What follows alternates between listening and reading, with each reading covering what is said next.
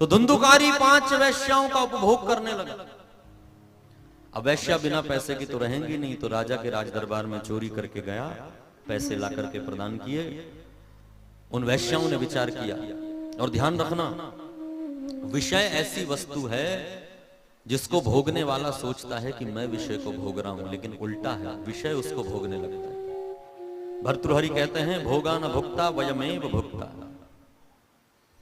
लोग सोचते हैं कि हम सिगरेट पी रहे हैं, लेकिन उल्टा है, सिगरेट धीरे धीरे कब पीने लगेगी पता नहीं चलेगा। तो 5 वैश्याओं ने विचार किया कि इसने बहुत कुछ दे दिया है हमको, अब इसकी आवश्यकता नहीं है, यदि ये पकड़ा जाएगा तो हम भी पकड़ी जाएंगे, इसने राजा के घर से चोरी की है, चलो इसको मार डालो। और भागवत की यह कथा कह रही है कि 5 वैश्याओं ने धुंधुकारी का गला दबाया। जो ज्यादा पापी होता है ना, जल्दी से उसके प्राण भी नहीं निकलता। 5 वैश्याओं ने गला दबा करके फिर भी धुंधुकारी न मरा, तो भागवत में लिखा है, तप्तांगारान समूहांश विदग्धः तन्मुखे विचिक्षिपुः, जलते हुए अंगारों को लेकर के आई चूल्हे से और गर्मा गर्म अंगारे इसके मुंह में डाल दिए, और तकलीफ के कारण धुंधुकारी के प्राण निकल गए। और जब मरा तो मरने के बाद प्रेत बना। वैश्याओं ने उसके शरीर को वहीं दफनाया और पैसा लेकर के भाग गई, और ये धुंधुकारी प्रेत बन गया।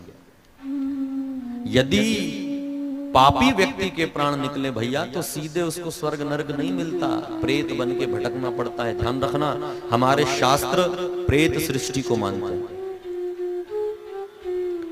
और अमेरिका की कैलिफोर्निया यूनिवर्सिटी में प्रेत पर रिसर्च भी हो रही है, लोग इस पर अध्ययन कर रहे हैं कि ऐसी भी कोई सृष्टि हो सकती है। हमारा शरीर 5 तत्वों से बना है, प्रेत का शरीर केवल एक तत्व से बनता है, वायु। ये जो भूत प्रेत होते हैं, इनको एक ही तत्व मिलता है, वायु, उसी से उनका शरीर निर्मित होता है। इसलिए पुराने बुजुर्ग लोग कहते थे ना, फलानी जगह मत जाना, हवा लग जाएगी। महाराज, इसको कुछ हवा लग गई है, ये हवा यही है। प्रेत बनकर के भटकना पड़ता है। धुंधुकारी की मृत्यु का समाचार जब गोकर्ण जी को मिला, तो गोकर्ण जी उस समय गया में थे। अपना भाई की मृत्यु का समाचार पाकर के गोकर्ण जी ने गया में श्राद्ध किया। श्राद्ध करने के बाद अपने घर की ओर आए। बंद पड़ा था घर, थोड़े घर की सफाई करके, और रात्रि में जब विश्राम करने के लिए लेटे, तो उन्होंने देखा कि कोई प्रेत आत्मा सामने आकर के खड़ी है। कभी भैंसे का रूप बना लिया, कभी बकरे का रूप बना लिया, कभी राजा का रूप बना लिया, कभी भयंकर प्रेत बनकर डराने लगा। गोकर्ण जी जान गए कि कोई प्रेत आत्मा है। पूछा कि कौन हो तुम? प्रेत का शरीर बोल नहीं सकता। गोकर्ण जी ने हाथ में कमंडल का जल निकाल करके गायत्री मंत्र पढ़ करके छिड़का, प्रेत को बोलने की शक्ति आई। रोते हुए प्रेत ने कहा, अहम भ्राता त्वदीयोस्मि धुंधुकारी इति नामता। भैया, मैं तुम्हारा भाई हूं, मेरा नाम धुंधुकारी है। गोकर्ण ने कहा कि धुंधुकारी, अरे तेरी मृत्यु के बाद अभी अभी मैं गया में पिंडदान करके आया हूं। सुनो धुंधुकारी क्या कहता है। धुंधुकारी ने कहा कि भैया, मेरा श्राद्ध एक बार नहीं, यदि 100 बार भी गया में करोगे तब भी मेरी मुक्ति नहीं होगी। गया श्राद्धम शतेनापि मुक्तिर्मेना भविष्यति। इसका मतलब समझना। नहीं तो कुछ लोग भागवत के अमृत को जहर बना के पीते कि अरे महाराज, गया के श्राद्ध से कुछ नहीं होता, देखो भागवत। अभी एक गिरोह ऐसा ही चल रहा है समाज में। तो कोई पाल करके बाबा है, वो ऐसे ही निकाल निकाल के बताता है कि देखो, लेकिन इसके पीछे का थोड़ा अर्थ समझो। श्राद्ध कैसे होता है? जब मरे हुए व्यक्ति का नाम गोत्र बोल करके उसको श्राद्ध दिया जाता है, तब वो श्राद्ध पहुंचता है। अब ये धुंधुकारी आत्मदेव का बेटा तो है नहीं, दूसरे का बेटा है, तो कहां से वो श्राद्ध उसको लगेगा? अब ये तो रहस्य है ना। और दूसरी चीज, भागवतकार तुमको ये बताकर सावधान करना चाहते हैं कि कोई जरूरी नहीं है कि गया श्राद्ध में तुम्हारी मुक्ति हो जाए। क्यों?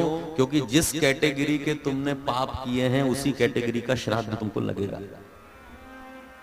छोटे मोटे पापी हो गए तो घर में तर्पण श्राद्ध से मुक्ति हो जाएगी, लेकिन ऊंचे लेवल के हो गए तो फिर उपाय भी ऊंचा करना पड़ेगा।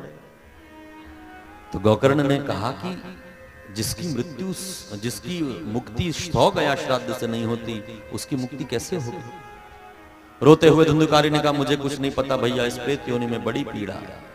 गोकर्ण ने कहा कि तुम जाओ, तुम्हारी मुक्ति का उपाय सोचेंगे। और दूसरे दिन प्रातः काल उठ करके गोकर्ण महाराज सविता सूर्य नारायण की उपासना कर रहे थे। सूर्य को देख करके पूछा कि हे सूर्य नारायण, आप बुद्धि को प्रकाशित करने वाले देवता हैं, बताइए जिस व्यक्ति की मुक्ति 100 गया श्राद्ध से नहीं होती, उसकी मुक्ति का क्या उपाय है?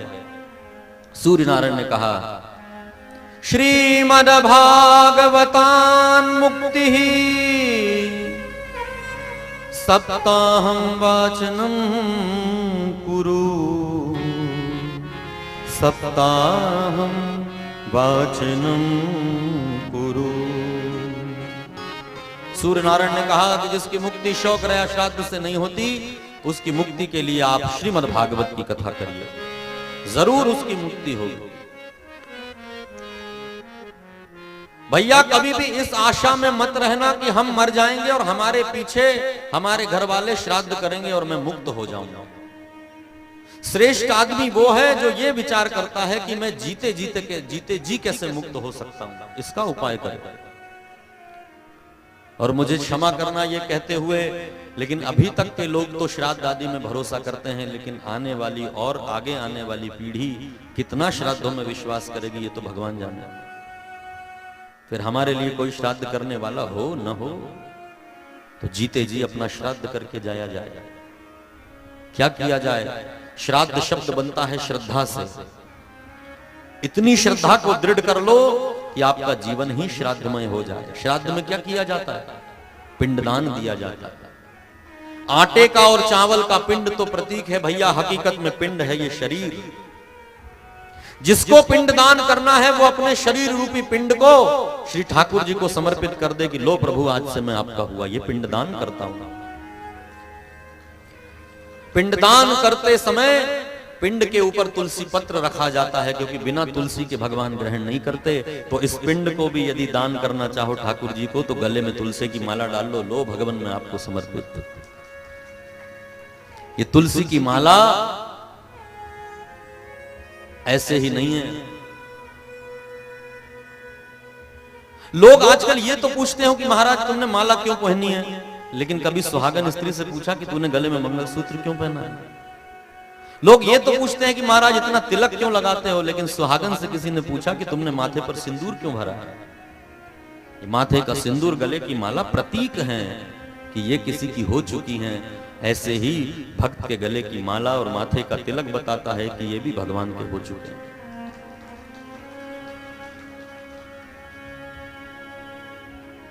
माला पहनो, तिलक लगाओ भैया, ये साइंटिफिक कारण भी इनके हैं।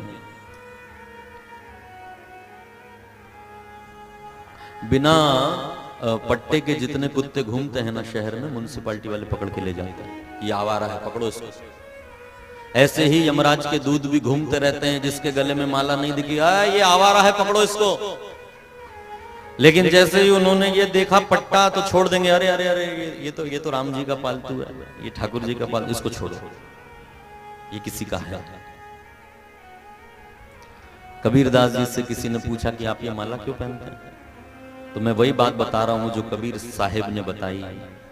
कबीर कुत्ता मैं राम का, मोती मेरा नाम, गले में डोरी ये प्रेम की, वो जित खींचे उत जा। ये गले में प्रेम की डोरी है, मेरा मालिक जहां खींचता है मैं वहां पहुंच जाता हूं।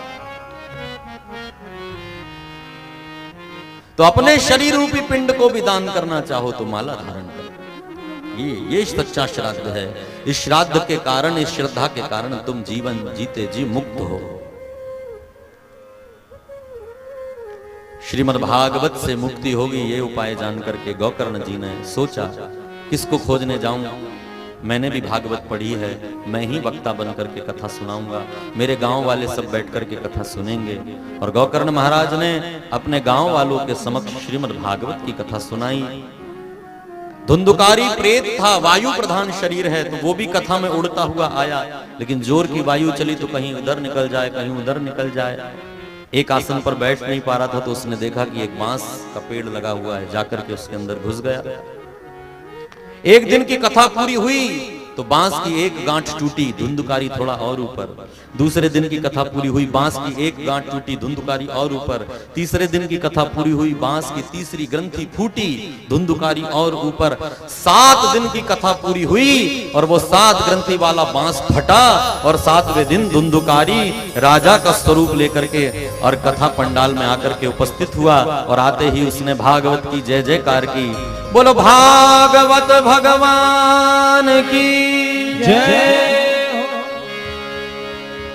धन्य है आपकी ये श्रीमद् भागवत, जिसने मुझ जैसे प्रेत धुंधुकारी को मुक्त किया। धन्या भागवती वार्ता प्रेत पीड़ा विनाशिनी। ध्यान से सुनिए, क्या प्यारा रूपक है। सिर्फ कथा सुनोगे ना तो मजा नहीं आएगा।